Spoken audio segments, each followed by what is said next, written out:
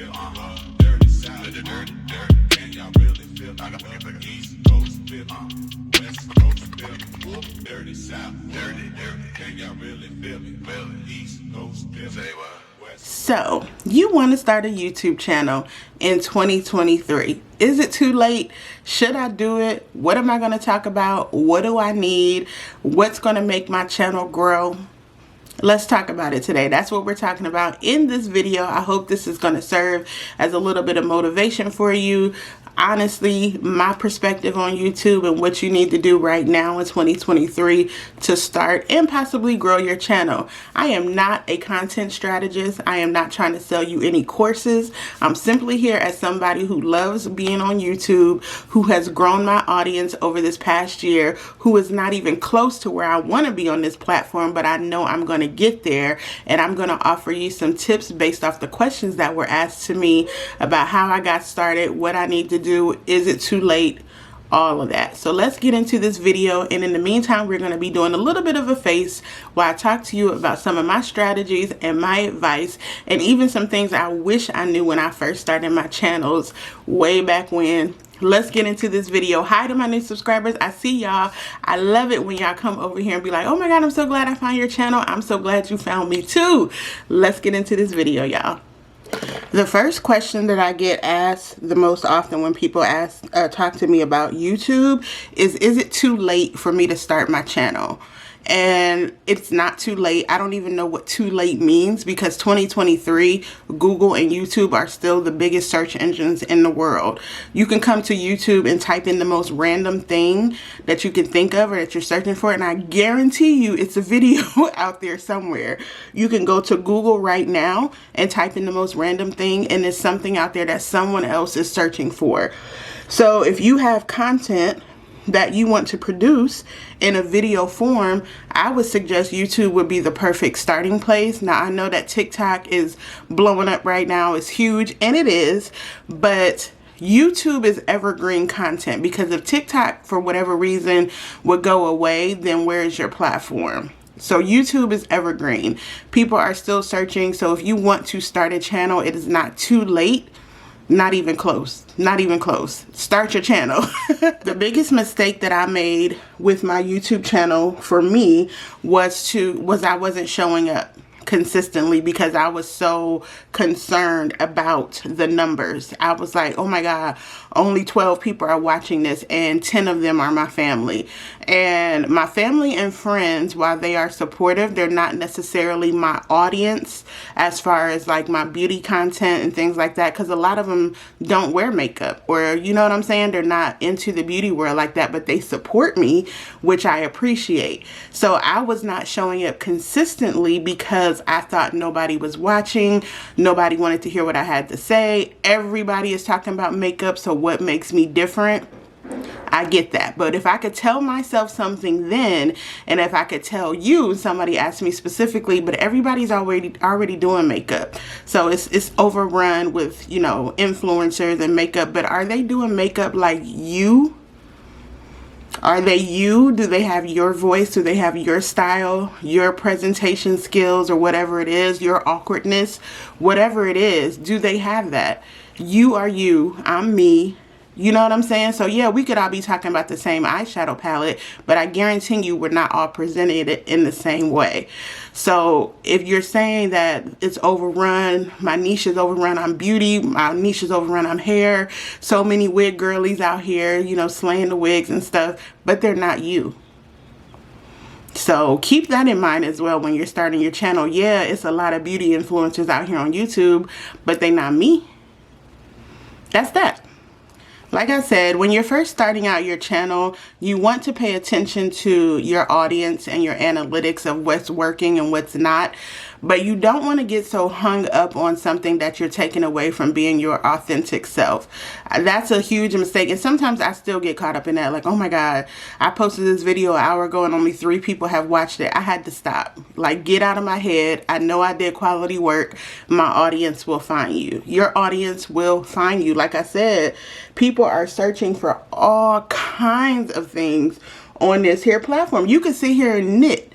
If you like to knit and crochet, you can start a channel about your knitting and your crocheting. If you like to do beadwork and bracelets, you can start a channel with just you putting together bracelets. I guarantee you somebody is going to watch. So don't get discouraged by the number of viewers you don't have, but appreciate those who show up, who interact, who view your videos.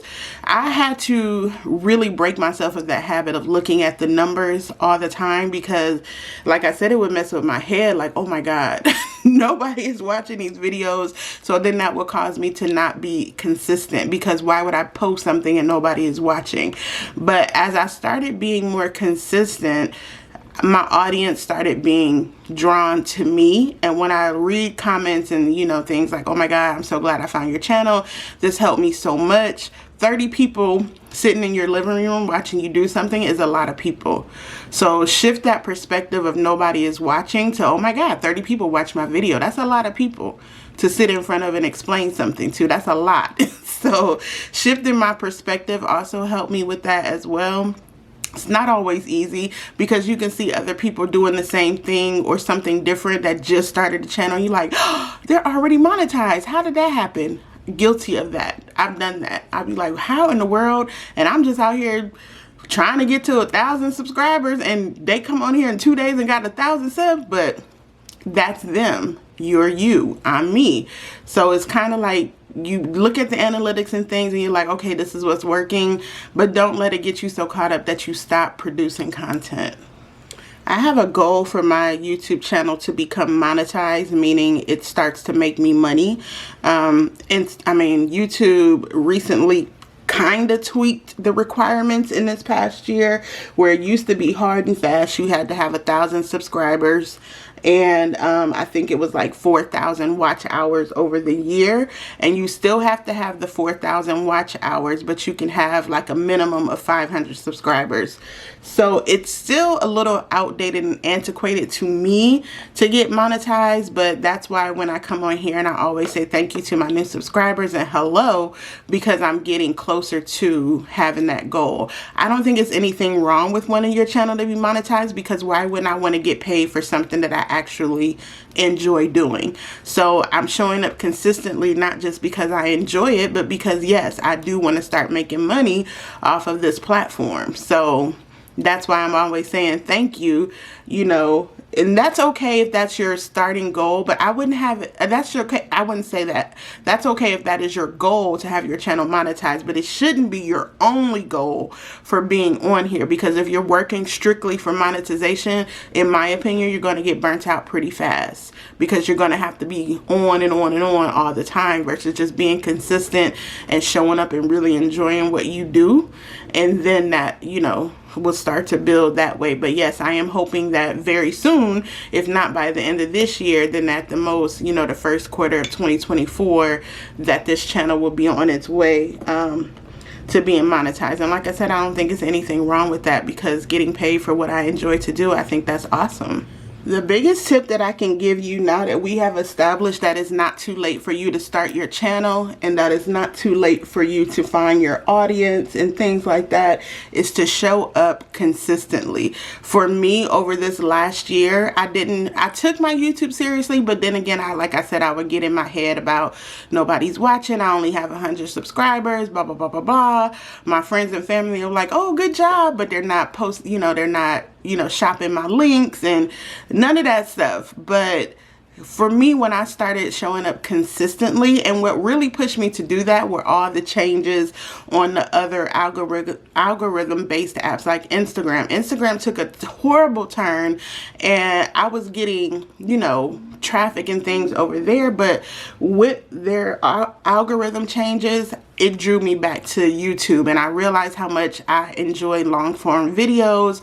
I realized how much I enjoy sitting in front of a camera and talking. And yes, YouTube does have an algorithm sometimes, and they have admitted to pushing certain type of videos.